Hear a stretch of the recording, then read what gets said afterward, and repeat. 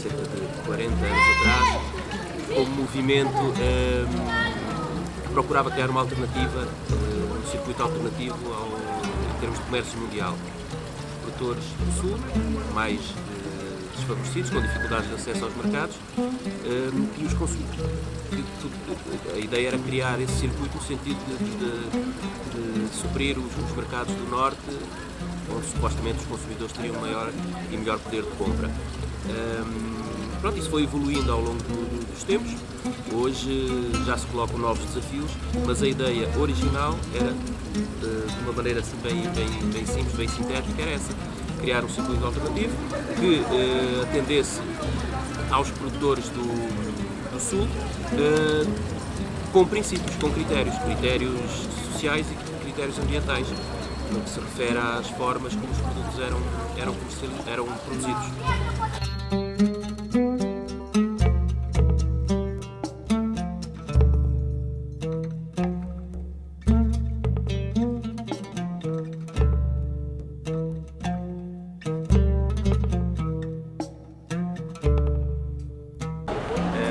Em Portugal surgiu a ideia através de uma ONG SIDAC, uma ONG de Lisboa, que pela primeira vez trouxe para um encontro de desenvolvimento local, a Manifesta. Depois, do ponto de vista comercial, a primeira organização foi o Aventura Marão no norte do país, uma associação que abriu a primeira loja em Portugal em 1999.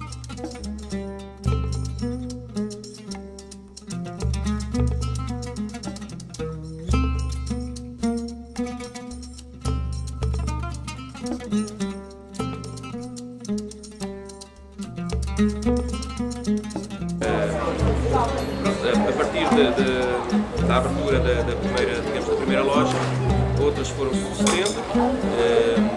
No nosso caso, por exemplo, a Cooperativa Modo de Vida foi a primeira no formato cooperativo a surgir em Portugal e a primeira na margem sul do Tejo. E pronto, depois, portanto, foram surgindo várias organizações pelo país.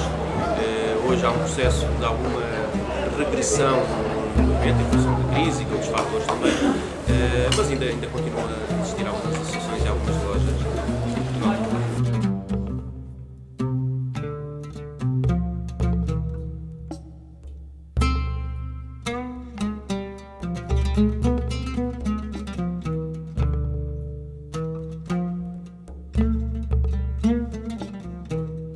Muitas vezes as grandes importadoras, mesmo sendo de comércio justo, acabam por criar, no fundo, a porta de escoamento dos produtos, criar uma certa hegemonia uma certa supremacia sobre os produtores e impor determinadas regras, mesmo sendo comércio justo.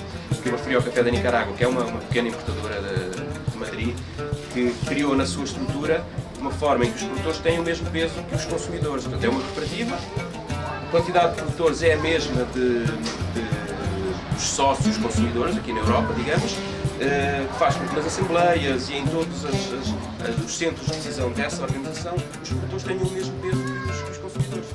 E aí há uma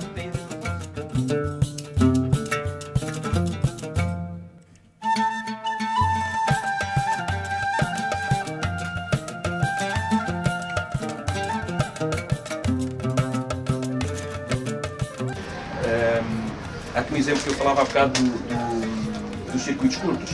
Esta é uma cooperativa da Sicília, do sul da Itália, a Libera, que estas bases dizem, por exemplo, das terras liberadas da máfia. Na Sicília, como sabem, a máfia fortíssima. Portanto, aqui as terras que foram desapropriadas às organizações ligadas à máfia são entregues à exploração, à plantação do trigo a esta cooperativa, que depois colhe esse trigo e transforma em massa. Portanto, isto já não são produtores nem transformadores do Sul, são daqui do Norte da Europa, no caso da Itália, mas que também têm esse trabalho. Esta, por exemplo, matérias-primas, isto é uma massa produzida em Itália, mas que tem algumas matérias-primas, neste caso o picante, não é? A malagueta de Zanzibar. A massa é transformada em Itália na importadora Libero Mundo numa própria estrutura que eles criaram, que acaba por criar postos de trabalho para pessoas deficientes, para pessoas enfim, com alguns problemas, e estão também, então todo o circuito neste caso é um circuito de comércio justo, é um circuito que vai desde a produção à comercialização, mesmo a própria transformação é feita por organizações de comércio justo. Nem sempre acontece, às vezes tem que se recorrer, em alguns casos, a transformadores do mercado normal. Nós procuramos trabalhar com importadores que tenham sempre esses critérios também, na integralidade do circuito, na totalidade do circuito, terem critérios.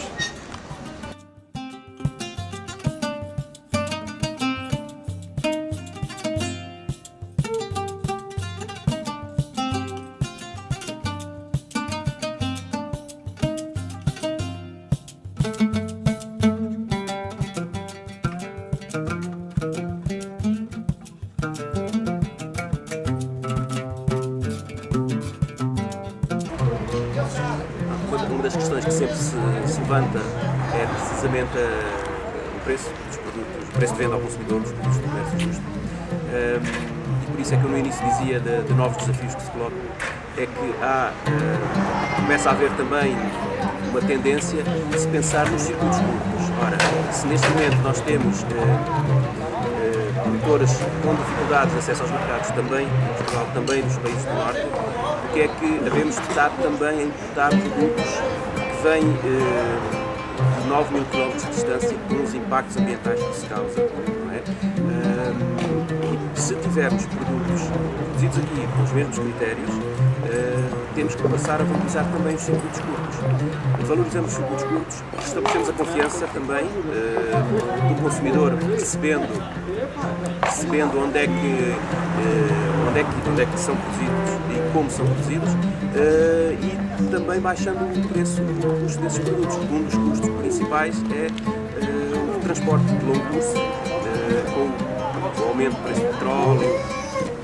Com o aumento do preço do petróleo, claramente isso vai ser um fator de acréscimo de custo. E por outro lado, no caso dos produtos alimentares, há um fator importante que isso há que ter em conta, é que há que começar cada vez a produzir mais para o local, no sentido de criarmos o que hoje nós chamamos de soberania alimentar. Produzirmos segundo determinados critérios, mas para o local. E os excedentes, sim, serem exportados. Isso em relação ao sul e em relação ao norte. Claro que há produtos que nós temos, já estão incorporados à nossa dieta, o café, o chá, determinadas frutas que não produzimos aqui. Mas ter em conta também esse equilíbrio que tem que haver entre transporte de longo curso, impactos ambientais, produção local e produção comércio internacional.